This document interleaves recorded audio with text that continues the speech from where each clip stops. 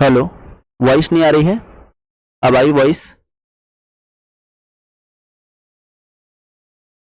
अच्छा, ठीक है, चले।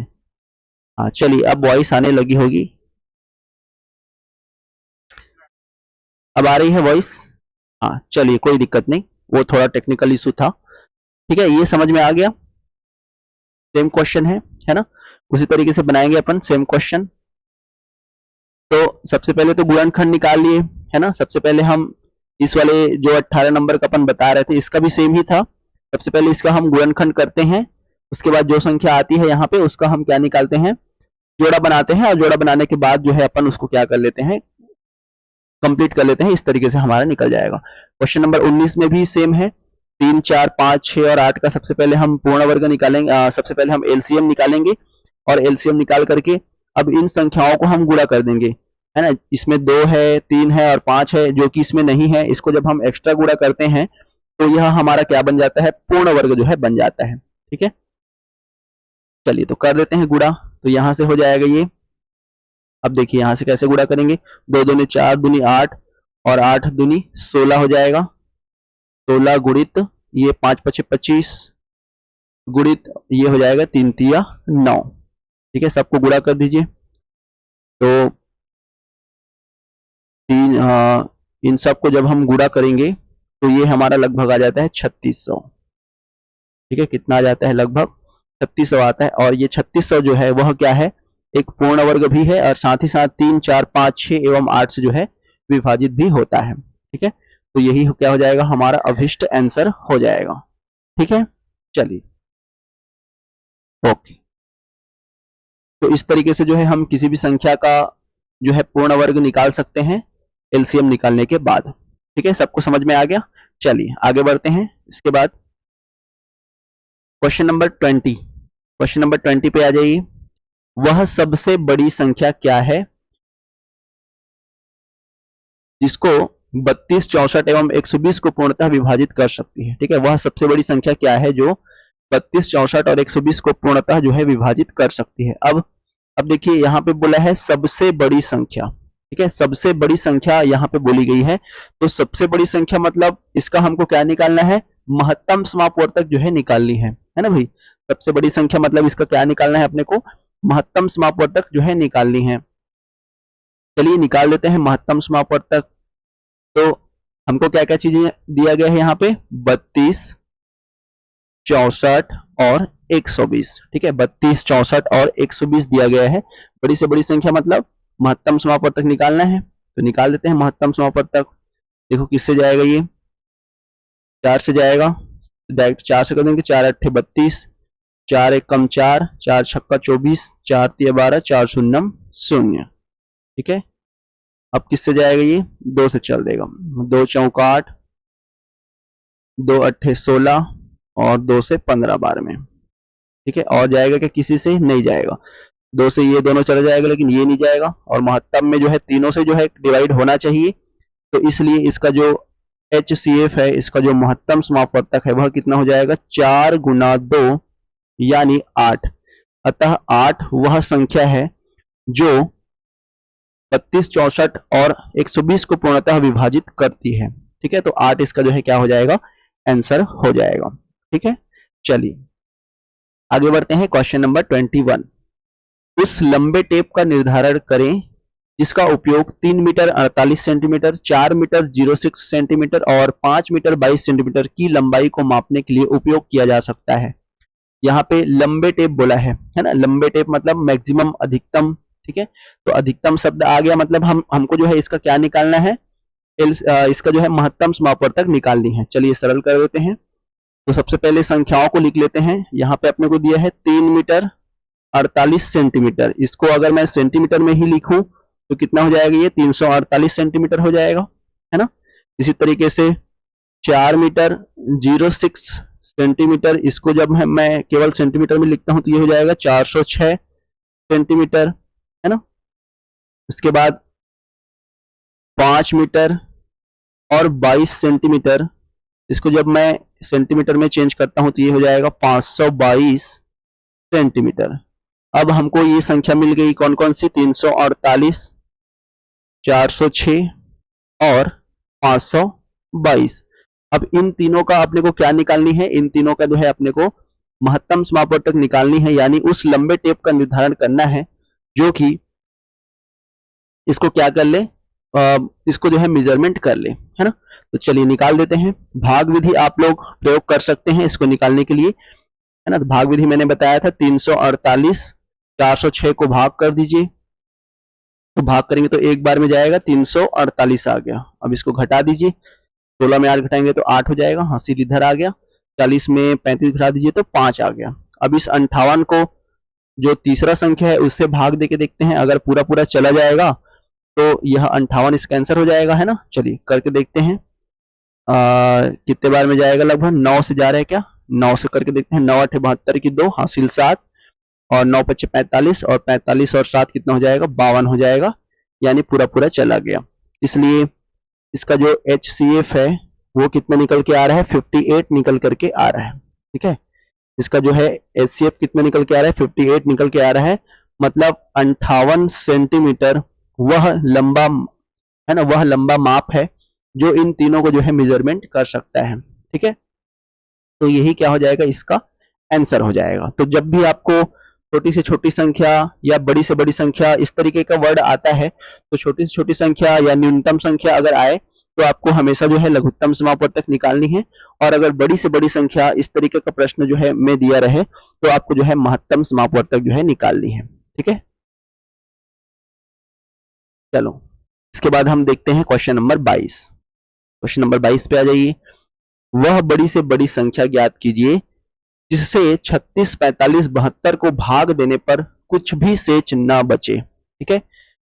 कुछ भी शेष ना बचे मतलब पूरा पूरा जो है विभक्त हो जाए। प्रश्न थोड़ा सा घुमा देता है लेकिन चीजें वही है, बनानी भी वही है, उसी तरीके से बनानी है। यहाँ पे बड़ी से बड़ी संख्या बोला है, मतलब अपने को सबसे पहले क्या करना है, महत्तम समापवर्तक निकालनी है ना। और हमको कितना कितना जो है संख्या दिया गया है, 36, 45 और 72, ठीक है। ये तीन संख्याएं दी गई है, 36, 45 और 72। कुछ भी शेष ना बचे मतलब पूरा पूरा भाग चला जाए।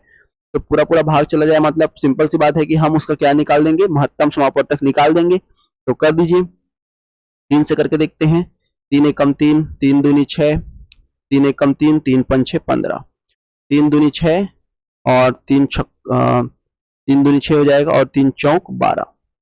फिर से 3 से चला जाएगा, है ना, 3 चौक 12, 3 पंचे 15, ठीक है, और 3 अट्ठे 24। अब देखिए 2 से जाएगा, ये 2 ठो संख्या लेकिन 5 नहीं जाएगा, तो अलग अलग से जा रहा है, इसलिए इसका जो महत्तम समापवर्तक है वह कितना हो जाएगा, 3 गुणित 3 यानी 9, ठीक है। कितना हो जाएगा, 9 हो जाएगा। इसलिए 9 ही वह संख्या है जो इन संख्याओं को पूरा पूरा विभक्त कर देता है और साथ ही साथ कोई भी प्रकार का शेष जो है नहीं बचता। इसलिए 9 क्या हो जाएगा, इसका सही उत्तर जो है हो जाएगा, ठीक है। चलिए आगे बढ़ते हैं। Question number 23। एक ऑयल मैन के पास कंटेनर में 85 लीटर और दूसरे कंटेनर में 40 लीटर तेल है। कंटेनर की अधिकतम क्षमता जो दोनों में से किसी भी कंटेनर की सटीक संख्या को जो है माप सकती है वह क्या है। तो यहाँ पे बोला है अधिकतम क्षमता। अधिकतम क्षमता मतलब मैक्सिमम, अधिकतम, यानी अपने को क्या करना है, 85 लीटर और 40 लीटर, इन दोनों का अपने को क्या निकालना है, महत्तम समापवर्तक निकालना है ना। अधिकतम क्षमता अपने को मापनी है जो इनको क्या कर सके, माप सके, सटीक संख्या जो है अपने को निकालनी है। तो इसके लिए हम इसका क्या करेंगे, महत्तम समापवर्तक निकालते हैं, है ना भाई। तो चलिए निकाल देते हैं 85 और 40 का महत्तम समापवर्तक। कर दीजिए, कोई भी विधि आप यूज कर सकते हैं, है ना। 85 और 40, ठीक है, कर दीजिए। 5 से जा रहा है क्या, 5 एकम 5, है ना, 5 सत्ते 35 और 5 अट्ठे 40, और कटेगा क्या, ये नहीं कटेगा, है ना, सब अलग अलग संख्या आ गया। अतः 5 लीटर वह संख्या है, वह मेजरमेंट है, वह सटीक संख्या है जो इनको क्या कर देगी, माप सकती है। इसलिए 5 लीटर क्या हो जाएगा, इसका बिल्कुल सही आंसर हो जाएगा। क्वेश्चन को देखने से हमको ये लगता है कि ये टफ रहेगा करके, लेकिन जब भी आप बनाते हैं क्वेश्चनों को तो आसानी से निकल करके आ जाती है, ठीक है। चलिए आगे बढ़ते हैं। Question number 24। क्वेश्चन नंबर 24 हाँ, क्वेश्चन नंबर 24 में थोड़ा सा करेक्शन कर लीजिएगा, ये 1 रहेगा, है ना। ये इसको काट के इसको लिख लीजिए 1001 पेन और 910 पेंसिल विद्यार्थियों में इस प्रकार बांटना है कि प्रत्येक को समान संख्या में पेन और पेंसिल मिले, तो बताइए अधिकतम कितने विद्यार्थी हुए। ठीक है, अधिकतम विद्यार्थी बोला गया है, अधिकतम विद्यार्थी बोला गया है, मतलब हमको क्या निकालना है, इसका महत्तम समापवर्तक जो है निकालनी है। ठीक है, जो कि 1001 पेन और 910 पेंसिलों को बांट सके बराबर बराबर भागों में। तो 1001 और 910 इनका हमको क्या निकालनी है, महत्तम समापवर्तक निकालनी है। तो कर दीजिए गुणनखंड। ठीक है, तो देखिए कितने बार में जाएगा। तो अगर मैं 910 को देखूं तो यहां से पता चल रहा है कि 91 बार में जा रहा है, और 91 बार से 1001 को करेंगे अपन तो ये लगभग 11 बार में जाएगा। 11 एकम 11 की 1 और 11 99 और 100, ये 11 बार में चला गया और ये 10 बार में चला गया, और ये कहीं से नहीं जाएगा, इसलिए 91 जो है उसका क्या हो जाएगा, अधिकतम विद्यार्थियों की संख्या हो जाएगी, जिसको अपन बराबर बराबर भागों में क्या कर सकते हैं, 910 पेंसिल और 1001 पेन को जो है बांट सकते हैं। तो इसका आंसर कितना हो जाएगा, 91 जो है बिल्कुल सही आंसर इसका हो जाएगा। ठीक है, चलिए के बाद आगे चलते हैं। क्वेश्चन नंबर 25, वह छोटी से छोटी संख्या कौन सी है जो 6, 9, 15 एवं 18 से विभाजित करने पर प्रत्येक स्थिति में 4 शेष रहे। अब देखिए यहाँ पे बोला गया है कि छोटी से छोटी संख्या कौन सी है। तो छोटी से छोटी संख्या बोला है, मतलब अपने को क्या निकालना है, उसका लघुत्तम समापवर्तक निकालना है ना भाई, जिसे 9, 6, 9, 15 और 18 से विभाजित करने पर 4 जो है शेष बचे। ठीक है, तो सबसे पहले अपने को 6, 9, 15 और 18 इनका सबसे पहले क्या निकाल देना है, लघुत्तम समापवर्तक निकाल देनी है। निकाल दीजिए, 2 से जाएगा, 2 तिया 6, 9 का 9 उतर गया, 15 का 15 उतर गया, 2 निया 18। अब ये 3 से जाएगा, 3 एकम 3, 3 तिया 9, 3 पंछे 15 और 3 तिया 9। अब ये पुनः जाएगा 3 से, है ना, 3 एकम 3 और ये 5 का 5 उतर गया, 3 एकम 3। अब 5 से जाएगा ये। ठीक है, 1 1 1 और ये 1। तो इसका जो एलसीएम है वह कितना हो गया, 2 गुणित 3 गुणित 3 गुणित 5। ठीक है, 5 दूनी 10 और 3 तिया 9, 10 गुणित 9 करेंगे तो 90 आ जाएगा, इसलिए 90 क्या हो जाएगा, इसका एलसीएम हो जाएगा। लेकिन यहाँ पे क्या बोला गया है कि 6, 9, 15 एवं 18 से जब हम विभाजित करते हैं, ठीक है, तो विभाजित करने पर प्रत्येक स्थिति में जो है कितना शेष बचना चाहिए, 4 जो है शेष बचना चाहिए। तो यह जो 90 है, 6 से जब हम विभाजित करेंगे तो पूरा पूरा चला जाएगा, 9 से भी विभाजित करेंगे तो भी पूरा पूरा चला जाएगा, 15 से भी करेंगे तो भी पूरा पूरा चला जाएगा, 18 से भी करेंगे तो भी पूरा पूरा भाग चला जाएगा। अगर मैं इसमें 4 और जोड़ देता हूं तो 90 तो जाएगा, ये 4 शेष बच जाएगा सभी के लिए, 6 के लिए भी 90 चला जाएगा, 4 शेष बच जाएगा। इसलिए जो शेष बचता है ना, जो भी शेष यहाँ पे रह जाता है उसको अपन क्या करते हैं, जोड़ देते हैं। तो इस तरीके से 94 जो हमारा क्या हो जाएगा, यह उत्तर हो जाएगा। इसमें 90 पूरा पूरा भाग चला जाएगा और सभी में 4 जो है शेष बच जाएंगे, इसलिए 94 क्या हो जाएगा, इसका आंसर हो जाएगा। जो भी शेष बचे उसको अपने को क्या कर देनी है, जोड़ देनी है लास्ट में। ठीक है, चलिए इसके बाद सेम क्वेश्चन है, क्वेश्चन नंबर 26 हमारा, वह सबसे छोटा अंक कौन सा है जिसे 12, 15, 20 और 54 से विभाजित करने पर 8 शेषफल प्राप्त होता है। सेम क्वेश्चन है, ये भी उसी तरीके का प्रश्न है ना भाई, सेम उसी तरीके का क्वेश्चन है ये भी। 8 शेषफल जो है प्राप्त होता है, तो अपने को इसका जो है क्या निकालनी है, सबसे पहले 12, 15, 20 और 54 का एलसीएम निकालना है। 12, 15, 20 और 54, सबसे पहले इसका हमको क्या निकालना है, एलसीएम जो है निकालनी है। कर दीजिए, 12, 15, 20 और ये 54 का कर दीजिए, एलसीएम कितना हो जाएगा, 2 से जाएगा, सबसे पहले 2 छक्का 12, 15 का 15 आ गया, 2 दहम 20 और ये 2 दूने 4, 2 सत्ते 14। फिर 2 से जाएगा क्या, 2 तिया 6, ये 15 का 15 आ गया, 2 पंछे 10 और ये 27 का 27 आ गया। अब 3 से चला जाएगा ये, है ना, 3 से 3 एक कम 3, और ये 3 5 6 15, और ये 5 का 5, और 3 9 27। ठीक है, अब देखिए डायरेक्ट 9 से भी कर देता हूं मैं, है ना, क्योंकि 3 से करूंगा तो 2 बार करना पड़ेगा। डायरेक्ट 9 से कर देते हैं अपन। 9 एकम 9। अब ये 5 से चला जाएगा, 5 एकम 5 एकम, और ये 1 1 1 जो है लास्ट में आ गया हमारा। इसलिए इसका जो एलसीएम है वह कितना हो जाएगा, 2 गुणित 2 गुणित 3 गुणित 9 गुणित 5। ठीक है, कर दीजिए। कितना हो रहा है देखिए, 2 गुणित 2, 2 गुणित 2 करेंगे तो 4, और 5 चौक 20 हो गया, और 20 और 9 या 27 हो गया, और 27 दूनी कितना हो जाएगा, 54 हो जाएगा। यानी 540 जो है इसका क्या हो जाएगा, एलसीएम हो जाएगा। और यहाँ पे बोला गया है कि 8 शेषफल जो है प्राप्त होता है, इसलिए 540 में 8 जो है अपन और जोड़ देंगे तो 548 जो है प्राप्त होता है, और यही हमारा क्या हो जाएगा, अभिष्ट उत्तर जो है हो जाएगा। ठीक है, यही क्या हो जाएगा, हमारा अभिष्ट आंसर जो है हो जाएगा। ठीक है, तो इस तरीके से बनाएंगे अपन, है ना। चलो, बहुत ही सरल रहता है प्रश्न, बस आपको समझनी है सारी चीजें। क्वेश्चन नंबर 27, वह सबसे छोटी संख्या क्या है जिसको 6 5 4 से विभाजित करने पर 3 2 और 1 जो है शेषफल प्राप्त होता है। अभी तक एक ही शेषफल मिलता था, है ना, लेकिन अब जो है अलग अलग सबको जब हम विभाजित करते हैं तो अलग अलग शेषफल जो है इसका प्राप्त होता है। अब हम इसको कैसे बनाएंगे, सबसे पहला काम वही आपको करना है, 6 5 और 4, इसका सबसे पहले आपको क्या निकालना है, एलसीएम निकालना है। ठीक है, सबसे पहले इसका क्या निकालना है, एलसीएम जो है निकालना है। तो एलसीएम निकालेंगे इसका, तो ये हो जाएगा 6 5 6 30, और 30 दूनी 60, तो ये 60 आ जाएगा इसका एलसीएम। अब यहां से बोला गया है कि 6 को जब हम डिवाइड करते हैं तो 3 शेषफल बचता है, जब हम 5 से विभाजित करते हैं तो 2 शेषफल बचता है, और जब हम 4 से विभाजित करते हैं तो 1 जो है शेषफल बनता है। ठीक है, तो यहाँ पे इसको डिवाइड करने से इतना इतना शेषफल बचता है। अगर मैं इन सभी संख्याओं का जो शेषफल है इनका अंतर लेता हूं तो 6 में 3 घटाएंगे तो 3 आ जाएगा, 5 में 2 घटाएंगे तो भी 3 आएगा, 4 में 1 घटाएंगे तो भी 3 आएगा। तो ये जो 3 आ रहा है यह इसका क्या हो जाएगा, अंतर हो जाएगा, या हम कह सकते हैं इसका सर्वांतर हो जाएगा।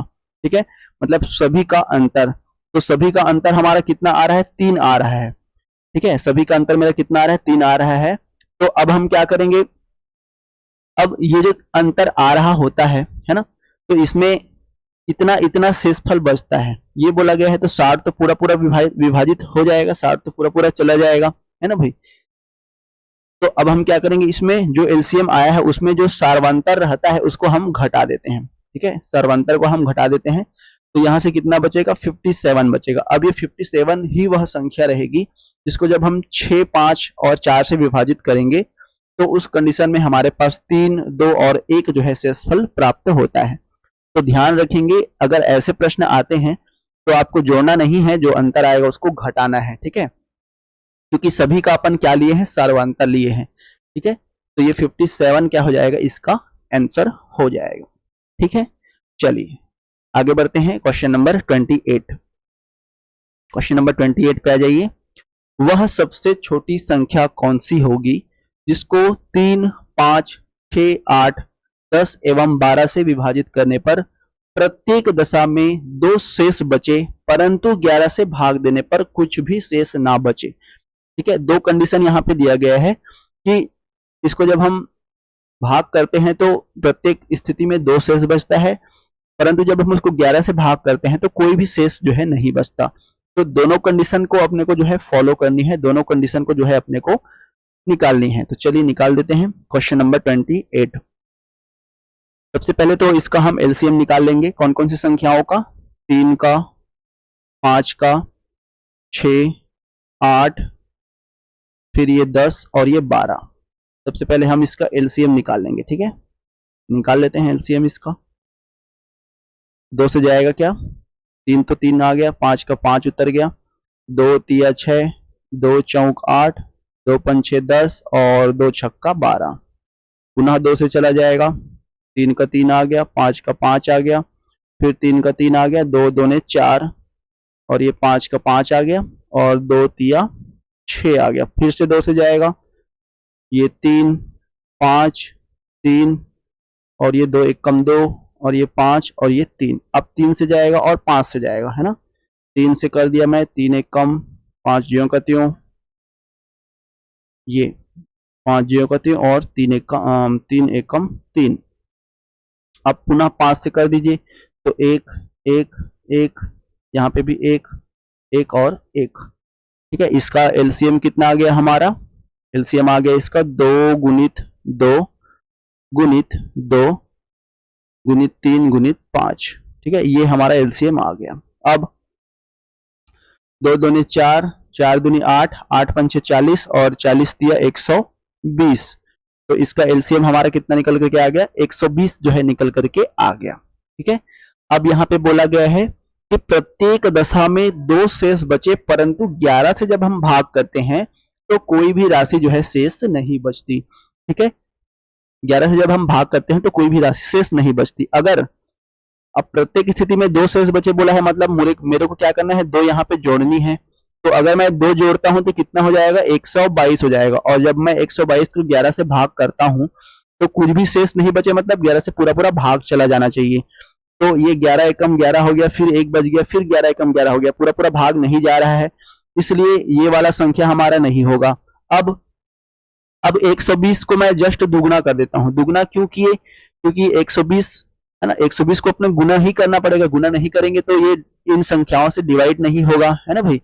तो 120 को जो है गुना कर दीजिए 2 के साथ, तो 2 का जब हम इसका दुगना करेंगे तो 12 दूनी 24 यानी 240 हो जाएगा।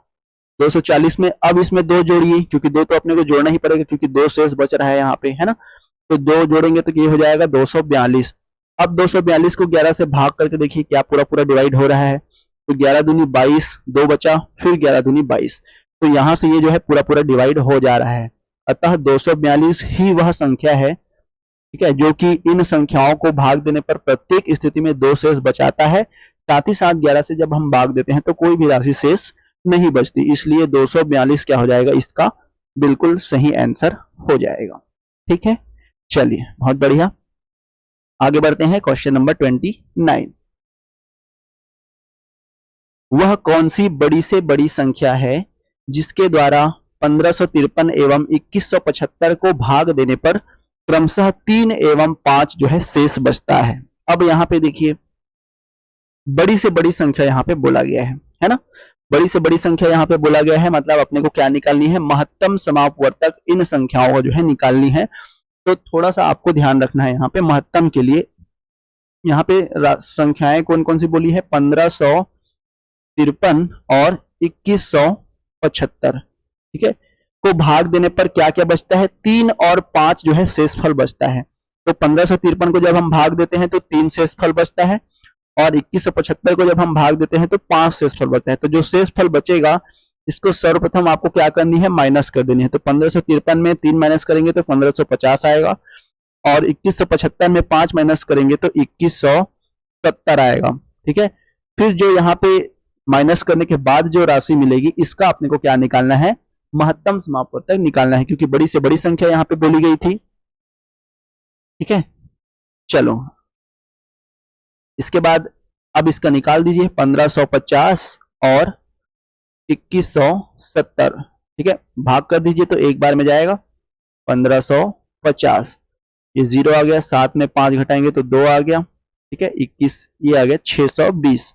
अब 620 को 1550 से भाग करिए, है ना, तो कितने बार में जा रहा है देखिए, 2 बार में चला जाएगा। तो 2 ने 4, 2 छक्का 12, 0 आ गया, 1 आ गया, 15 में 12 घटाएंगे तो 3 आ गया, 310 आ गया। अब 310 को 620 के साथ कर दीजिए, 2 बार में चला जाएगा 620।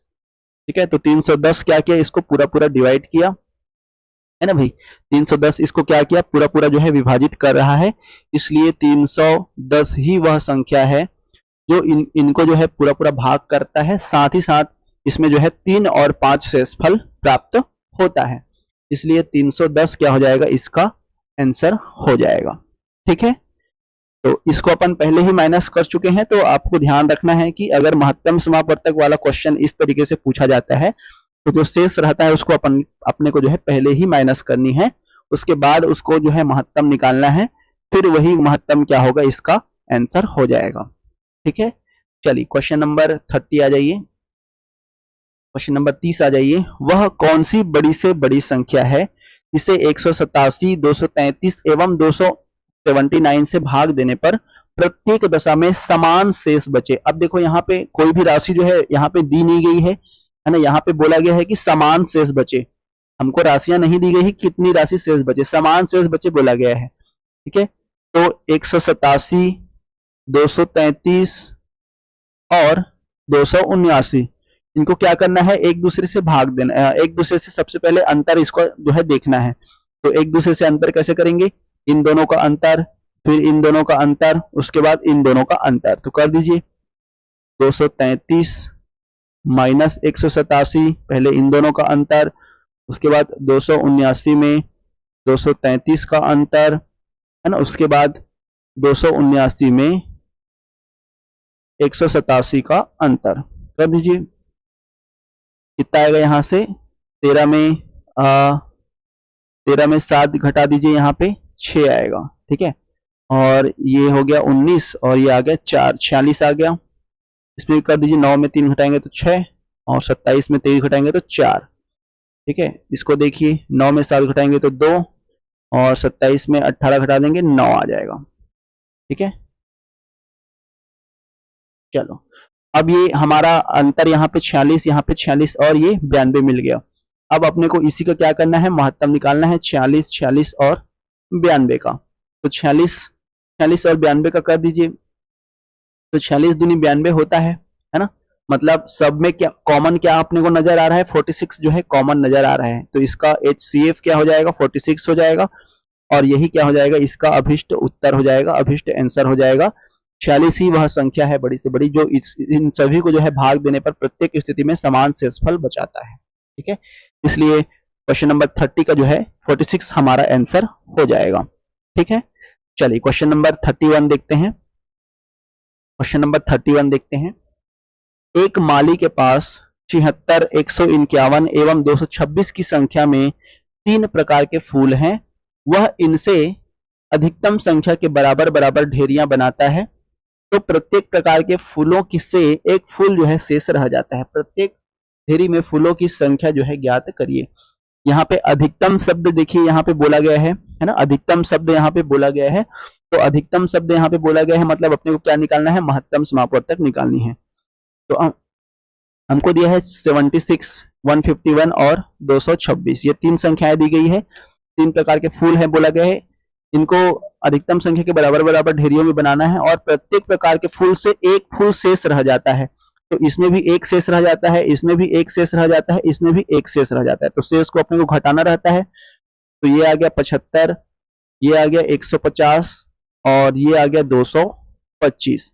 अब अपने को 75, 150 और 225 इसका क्या निकाल देना है, महत्तम समापवर्तक निकाल देनी है। निकाल दीजिए महत्तम समापवर्तक। 25 से जाएगा क्या, बिल्कुल चला जाएगा। 25 दिया 75, ठीक है, 25 छक्का 150 और 25 निया 225। अब ये पुनः 3 से चला जाएगा, 3 एक कम 3, 3 दूनी 6 और ये 3 तिया 9। तो इसलिए इसका जो HCF है वह कितना निकल के आ गया, 25 गुना 3 यानी 75 इसका जो है निकल करके आ गया। अतः 75 ही वह संख्या है जो इन है ना, वह संख्या है जो बराबर बराबर ढेरियां जो है बनाता है, साथ ही साथ एक एक फूल जो है शेष रह जाता है। ठीक है, तो क्वेश्चन नंबर 31 का हमारा 75 जो है क्या हो जाएगा, इसका आंसर हो जाएगा। ठीक है, चलिए बहुत बढ़िया। नेक्स्ट देखते हैं क्वेश्चन नंबर 32। क्वेश्चन नंबर 32 देखिए। अब 200 से 600 के बीच की कितनी संख्याओं को 4, 5 एवं 6 से विभाजित किया जा सकता है। ठीक है, चलिए 200 से 600 के बीच की संख्याएं अपने को देखना है जो कि 4, 5 और 6 से विभाजित किया जा सकता है। अब देखो यहाँ पे हमको कोई भी चीज नहीं बताया गया है कि हमको लघुत्तम निकालना है या महत्तम निकालना है। तो देखो, तो यहाँ पे समझना है आपको कि क्या निकालना है, 4 और 5 और 6 से विभाजित किया जा सके, है ना। तो छोटी से छोटी संख्या आती है ना, इसमें अपने को जो है छोटी से छोटी संख्या देखना है जो इनके बीच में भी आता हो और इनसे जो है विभाजित किया जा सके, मतलब इनका हमको क्या निकालना है, एलसीएम निकालना है। तो ऐसे प्रश्न आएंगे तो हमेशा याद रखना है आपको एलसीएम निकालना है, 4 का, 5 का और ये 6 का। चलिए इसका एलसीएम निकाल दीजिए, लघुत्तम समापवर्तक निकाल दीजिए। ठीक है, 4, 5 और 6 का कितना हो जाएगा, 60 हो जाएगा। ठीक है, निकाल लीजिएगा आप लोग, 60 आ जाएगा, है ना भाई। तो ये 60 आ गया इसका एलसीएम। अब क्या बोला है, अब इसका एलसीएम तो मुझे पता चल गया कि 60 आ गया। ठीक है, तो 200 से 600 के बीच कितनी संख्याएं हैं जो 60 से विभाजित किया जा सकता है। इसका 60 आ गया तो मैं इसको 60 बोलूंगा अब, है ना। तो 60 से विभाजित किया जा सके और किसके बीच में होना चाहिए, 200 से 600 के बीच में। तो अब इसको 200 से 600 के बीच में कितनी संख्या है जो 60 से विभाजित होती हो। 60 से विभाजित हो रही है मतलब 60 का वह क्या होगा, गुणज होगा, है ना भाई। कोई भी संख्या जब किसी से विभाजित होती है तो वह उसका गुणज रहता है, गुणज मतलब उसका गुणा। तो 60 के गुणज में कौन कौन सी संख्याएं आ जाएंगी जो 200 से 600 के बीच में हैं। तो 60 में अगर मैं 3 का गुणा करता हूं तो 6 3 18, 180 आ गया। 180 तो इसके बीच में नहीं है तो ये संख्या अपन नहीं लेंगे। अगर मैं 60 में 4 का गुणा करता हूं तो 6 चौक 24, 240 आ रहा है ना, जो कि इन दोनों के बीच में है। तो पहली संख्या मेरी कितनी हो गई, 240 हो गई। अब इसमें 60 जोड़ते जाओ, 240 में 60 जोड़ देंगे तो 300 आ जाएगा। तो दूसरी संख्या 300 हो जाएगी। तीसरी संख्या फिर 60 जोड़ दो, 360 आ जाएगी। ठीक है, उसके बाद फिर 60 जोड़ दो, 420 आ जाएगी। उसके बाद फिर 60 जोड़ दो, 480 आ जाएगी। ठीक है, देख लो आ गया इतना। ठीक है, तो कितनी संख्याएं हो गई देखो, 1 2 3 4 और अच्छा एक संख्या और 600 के बीच बोला, एक संख्या और जोड़ दीजिए। तो 8 6 14, 540। एक संख्या और यहाँ पे बन रही है 540। अब इसमें फिर से 60 जोड़ेंगे तो 600 आ जाएगा और 600 के बीच में लेना है तो 600 को नहीं लेंगे अपन। तो ये इतनी संख्याएं हमारी आ रही है जो कि 60 के गुणज है और 200 से 600 के मध्य जो है। ठीक है, तो देख लो, गिन लो कितना संख्या है, 1 2 3 4 5 और 6। इसलिए क्या हो जाएगा, 6 इसका आंसर हो जाएगा, क्योंकि हम अपने को कितनी संख्या होगी ये अपने को पूछा था। तो कितनी हो जाएगी इसकी संख्या, 6 हो जाएगी। ठीक है, कितनी संख्याओं को इससे विभाजित किया जा सकता है। तो इसका एलसीएम अपन 60 निकाले थे और 60 का गुणज हमारा 240, 300, 360, 420, 480 और 540 आया है। तो अपने को कितनी संख्या है ये बताना था, है ना। तो कितनी संख्या है, 1 2 3 4 5 6, टोटल 6 संख्याएं हैं जो कि इनको क्या करेंगे, विभाजित करेंगे। तो इस तरीके से जो है क्वेश्चन नंबर 32 का हमारा क्या हो जाएगा, आंसर हो जाएगा। ठीक है, चलिए सबको समझ में आ गया। चलिए आगे बढ़ते हैं, क्वेश्चन नंबर 33 आज का लास्ट क्वेश्चन देखते हैं।